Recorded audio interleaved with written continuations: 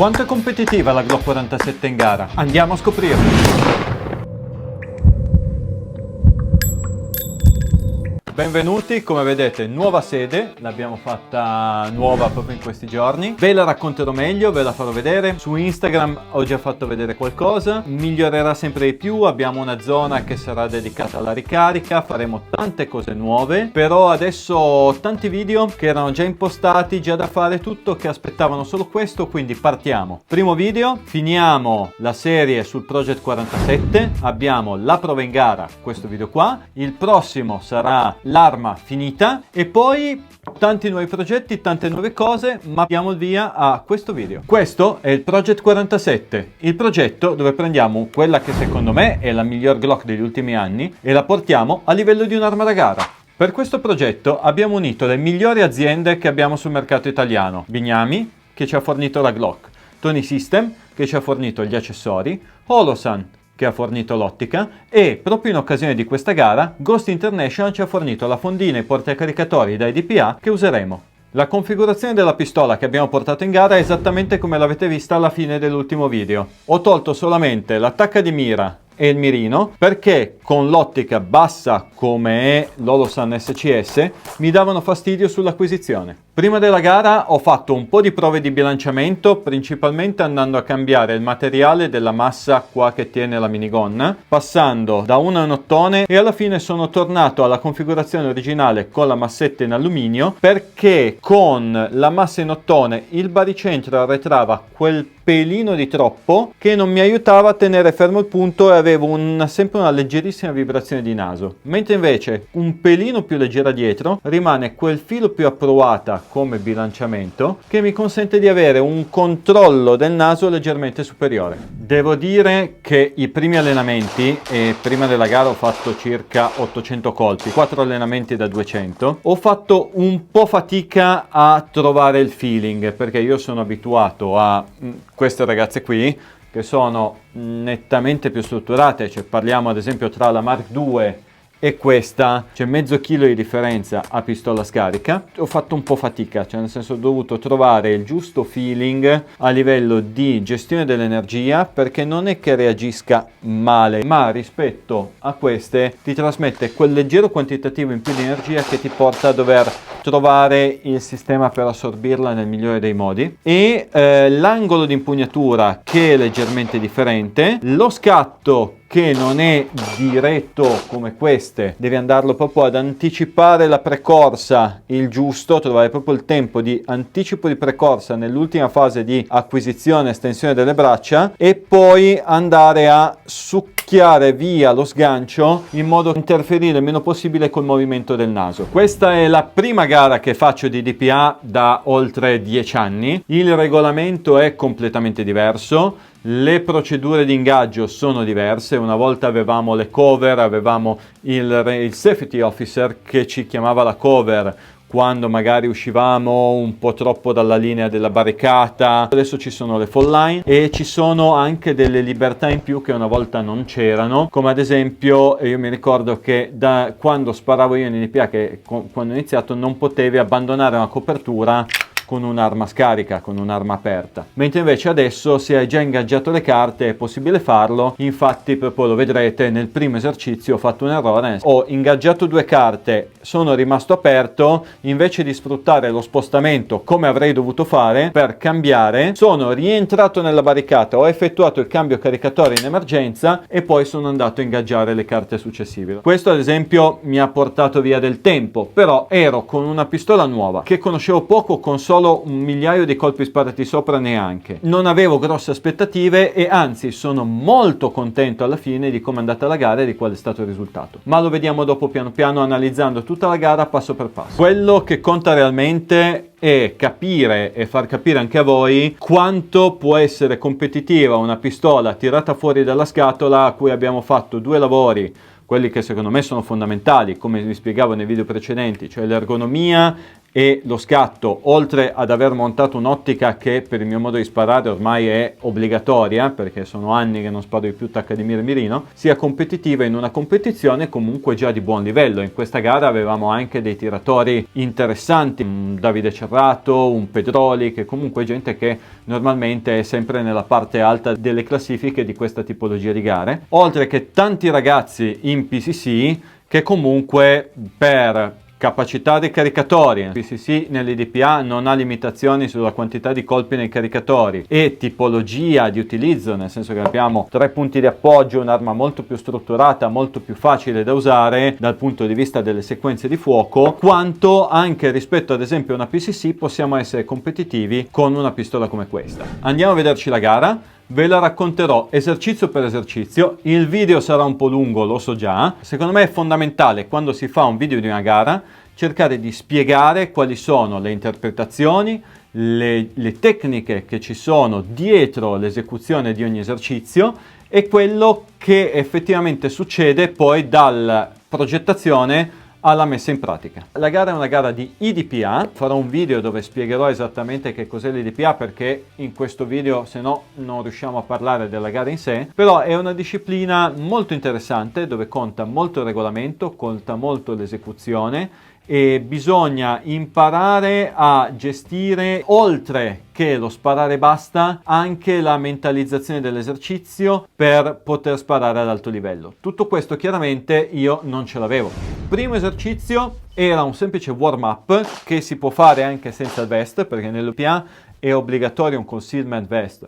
Ne parleremo nel video dedicato. È una semplice sequenza, uno standard che si fa. In questo caso si partiva con 3 colpi nel caricatore, si facevano 3 colpi nella parte grossa della carta, un cambio caricatore in emergenza perché con 3 colpi il carrello rimane aperto, cambio caricatore e andiamo a fare altri 3 colpi nella parte alta della sagoma. Si fa di partenza di warm up, ma comunque è molto importante non sbagliarlo perché nonostante sia semplice, in ogni caso rischiamo di pagare dei punti di penalità che ci si ripercuotono su tutta la gara perché comunque anche quello fa parte del conteggio totale. Partiamo dall'esercizio 1 vero e proprio. Si partiva con le mani appoggiate sul cerchio con scritto starting point sopra, c'erano un pepper che scopriva una carta pop-up alla nostra sinistra, 2 carte da ingaggiare da barricata alla nostra destra e poi si concludeva lo svolgimento dell'esercizio andando a ingaggiare le carte di fondo e delle carte sulla nostra destra dietro una finestra. Si esce, si va a ingaggiare le carte di fondo. Qua ho fatto l'errore più grosso perché ho cambiato senza sfruttare la transizione per poi andare a chiudere l'esercizio, che comunque è sparato abbastanza bene. Ho fatto pochi punti down, se non sbaglio ne avevo fatti 1-2. Primo esercizio si spara sempre piano, bisogna rompere un po' il ghiaccio, fare tutto all'80-90%, almeno questo è il mio modo di farlo, per evitare di fare degli errori che ci si possono poi ripercuotere su tutta la gara. Esercizio numero 2, si partiva con le spalle ai bersagli, c'era una fall line leggermente angolata, si avevano delle carte in the open, ingaggiabili in movimento o comunque senza utilizzare delle coperture, e delle carte invece da ingaggiare da copertura. Qua l'esercizio è abbastanza lineare, le distanze non erano eccessivamente lunghe. Piccolo difetto, sono inciampato, sono quasi volato, ho rischiato veramente di farmi del male, però sono riuscito a salvare l'esecuzione dell'esercizio. Ecco qua, volo, riesco a tenere la pistola in sicurezza e vado a ingaggiare in the open le ultime 2 carte. Esercizio numero 3, in questo caso si partiva con una carta da ingaggiare obbligatoriamente entro la linea blu che vedete davanti ai miei piedi, e in questo caso era poi possibile ringaggiarla successivamente, però comunque c'era un ingaggio obbligato. Adesso c'è chi dice che queste cose sono regolamentari, non sono regolamentari, non mi metto a questionare sul disegno degli esercizi, se sono specifici del regolamento e tutto. Disegnare una gara di IPA è più complesso sotto alcuni aspetti di una gara di dinamico, bisogna imparare i meccanismi. Questa era la prima gara che organizzava il mio amico Mirko del campo di Torrazza, mi ha fatto molto piacere farla, c'erano alcuni dettagli da mettere a posto, ma era una tier 1, era una gara di club, non bisogna criticare eccessivamente chi fa le cose, bisogna magari portare fare delle critiche costruttive e di conseguenza alcuni dettagli, alcune cose sono poi state sistemate, aggiustate e messe a punto per le gare successive. Tutta esperienza. Esercizio numero 4. Qua ecco quello che dicevo prima.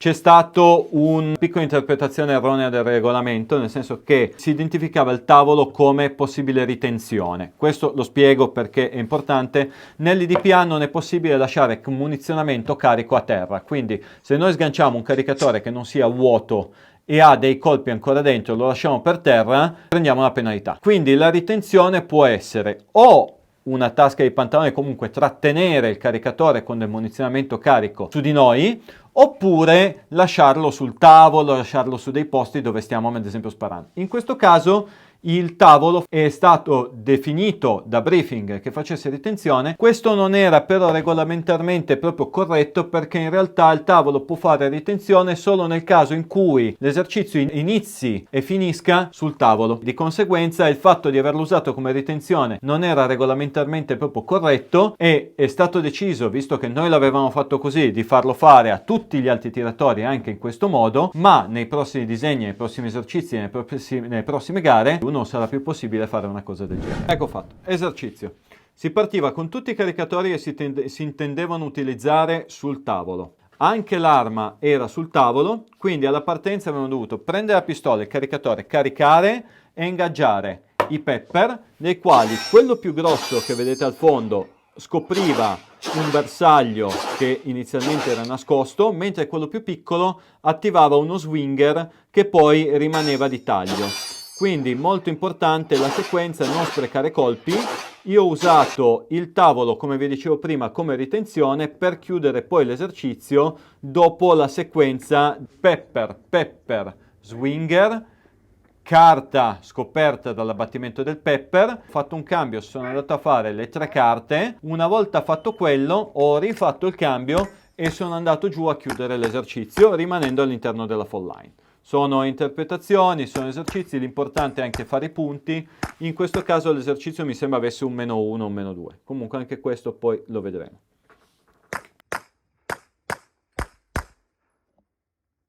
Un altro esercizio un po' particolare, si stava per tutto l'esercizio seduti sulla cyclette. In questo caso, essendo tutte le carte in the open, andavano ingaggiate dalla più vicina alla più lontana. Qui salta fuori realmente un po' il limite dello scatto come ce l'avevo in quella gara lì della Glock, perché comunque uno scatto abbastanza rotondo. Quando andiamo a ingaggiare un bersaglio piccolo su una certa distanza, anche in una posizione non facile come poteva essere appunto la cyclette, e essere proprio accurati e precisi al 100%, andare a prendere un bersaglio molto piccolo, può capitare di fare magari uno strappetto o qualcosa. In questo caso ho ribattuto il penultimo colpo proprio perché mi sono reso conto di non averla colpita, andando a controllare mentre stavo per scaricare, andando a controllare visivamente le carte. L'ho ribattuto, ho perso un po' di tempo, non chiaramente i 5 secondi che avrei perso lasciando giù una miss. Alla quasi caduta dell'esercizio numero 2 hanno condizionato in parte il risultato della gara, perché tutti errori e tempo regalato che avrei potuto non consumare, avrebbero avuto un risultato leggermente migliore. In questo esercizio si partiva con 6 colpi nel primo caricatore, in modo da rimanere obbligatoriamente vuoti al termine della string e quindi dover fare il cambio in spostamento prima del secondo gruppo di carte. In questo caso bisognava non scoprirsi mentre si faceva il cambio, perché sennò si sarebbe incorsi in penalità, quindi il cambio andava fatto prima di scoprirsi rispetto alle carte al fondo del corridoio. Non si potevano ingaggiare le carte oltre la linea blu, pena squalifica, perché comunque c'era la piastra che avrebbe potuto portare a dei rimbalzi pericolosi. In più le carte erano nascoste dal bobber che abbiamo attivato sparando il pepper nella sequenza precedente, e quindi l'ingaggio era vincolato al movimento del bobber. Il bobber era un no shoot, quindi non si poteva sparare, se veniva colpito era penalità, e le 2 carte dietro andavano colpite quando chiaramente il bobber le lasciava scoperte. In questo esercizio poi ho fatto un altro errore che in questa gara è costato caro, che è un automatismo che viene spesso ai tiratori che sono abituati a fare dinamico, dove il caricatore mentre stai andando a prendere l'altro lo molli per terra. In questo caso ho fatto anch'io lo stesso identico errore, ho buttato giù il caricatore, me ne sono accorto, quindi ho concluso il cambio, ha raccolto il caricatore e messo via il caricatore mentre andavo nell'acquisizione sull'ultima finestra per poi chiudere l'esercizio. Anche qua ho perso un buon 3 secondi, che sono tutti errori, errorini e erroracci, perché questo è un erroraccio, che ti porti dietro quando fai una disciplina a cui non sei abituato. Ok, qua abbiamo un esercizio un pochino più complesso. Partiamo con 2 carte in the open di fronte, ma poi subito una sequenza di carte alla nostra sinistra da fare da copertura, quindi con delle sequenze di ingaggio diverse. Le 2 carte abbastanza semplici andavano fatte prima di tutto perché eravamo già scoperti verso di loro, per poi andare, dopo un cambio in emergenza, a ingaggiare il pepper, che però era ingaggiabile esclusivamente prima della linea blu, sempre per motivi di sicurezza, essendo un bersaglio metallico, per poi andare a finire l'esercizio dalle 2 posizioni di fall line successive. Anche qua errori di non conoscenza, non abitudine di questo sport. Sono andato troppo contro, non mi sono preso lo spazio giusto dalla barricata, ho fatto questo errore che mi ha portato nella prima a pagare colpendo un no shoot, perché vedete proprio che il no shoot vibra sul primo colpo. Ho proprio pelato no shoot perché mi stavo ancora risistemando, ero troppo avanti, quindi avevo una posizione eccessivamente ruotata e scomoda, mentre fossi stato 30-40 cm più indietro la sparavo tranquillamente. Errori. E poi anche nell'ingaggio successivo, nella sequenza successiva, ero eccessivamente avanzato, eccessivamente contro la barricata e quindi ero in una posizione abbastanza scomoda, ma le carte erano vicine e comunque le gestivi. Unica, mi sembra, penalità di tutta la gara, quel shoot lì che poi era appena pelato, ho beccato proprio la stecca, quindi infatti anche il colpo era poi valido sulla carta perché comunque rompeva la riga, quindi non ho fatto la miss, ma ho fatto comunque il no shoot. Ultimo esercizio della giornata, esercizio abbastanza semplice. Avevamo un gruppo di carte centrali di partenza con 2 no shoot in mezzo, quindi 2, 4, 6. Ci si spostava a scelta se a destra o a sinistra e si chiudeva l'esercizio 2, 4, 6, 2, 4, 6. Bisognava fare un cambio o in ritenzione, quindi trattenendo il caricatore cambiando, o in emergenza mentre stavi sparando. Io sono sempre dell'idea che l'ultimo esercizio va portato a casa a punto. Cioè non lo devi sparare alla morte, non vinci la gara all'ultimo esercizio, ma la puoi perdere.